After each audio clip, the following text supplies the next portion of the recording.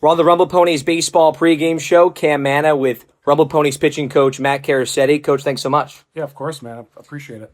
Yeah, Matt, we'd love to know first, being in Binghamton, what's the time been like settling down? It's been good. I mean, obviously, I've been here a short amount of time as a coach, but as a player, I was here a little bit and about 10 years ago. So time flies. Definitely seems nicer on the home side than the away side. So it's cool being out over here now and seeing it from this vantage point as a coach. It's been pretty cool to come back to the Eastern League, and I've had a blast so far. What is that first initial process like when a lot of you guys are coming together after the same goal, but connecting right away? What makes that process as smooth as possible?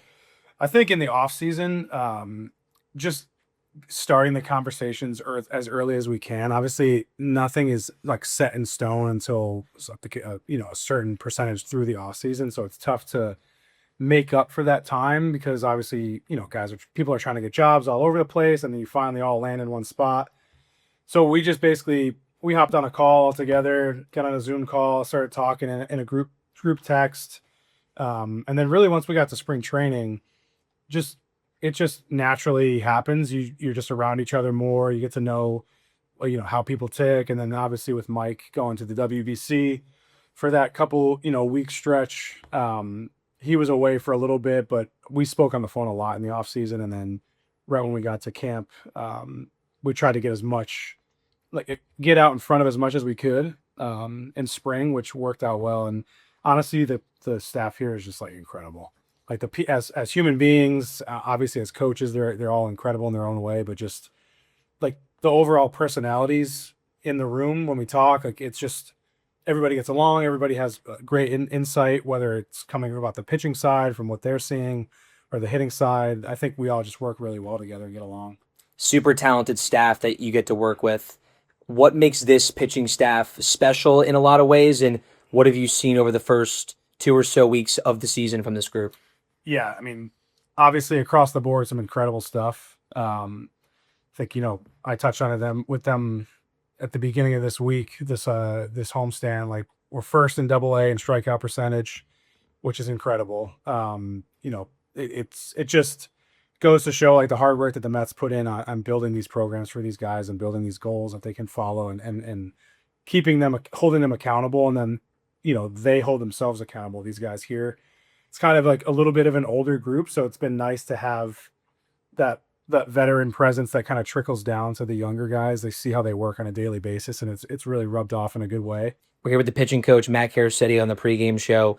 Over time, when you've been in the coaching world, what do you look back on your career and try to give to these arms, especially in the day and age now with the technology of pitching? Yeah, I mean, I kind of came up in like a cool time in the game. I got drafted in 2012, came into pro ball, and there wasn't TrackMan, there wasn't Rapsodo. It was just like they point a radar gun at you, and if you threw 95, you were really good, or they thought you were really good.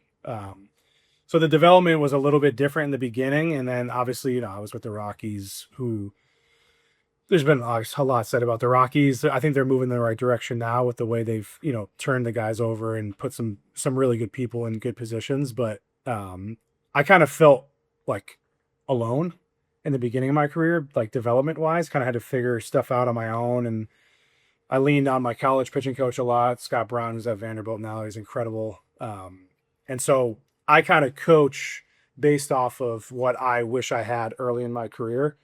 So like last year with the Mariners, I basically tried to just, I know a lot about the technical side of the game, but like when it boils down to it, when you get on the mound, like if you don't have that like killer instinct and you don't truly believe in yourself and know that you're good, like, I'm gonna push as much confidence as I can in these guys, because I think at the end of the day, when you're out there as a pitcher, like it can feel lonely, Yeah. and you're out in the middle of the field, everyone's watching you. And I think having that belief and knowing that, like I want to be like the wind behind the sail.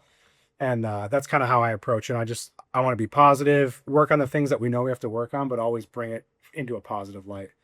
Wednesday bump day for Will Watson. What makes him tick? When is Will the best on the bump?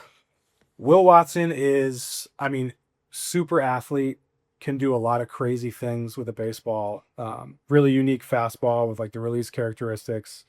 I think the biggest thing with him is just like filling it up, being super aggressive, not trying to do too much. I think, I'd be a hypocrite if I said I didn't want to go out there and punch everybody out every moment of from pitch one.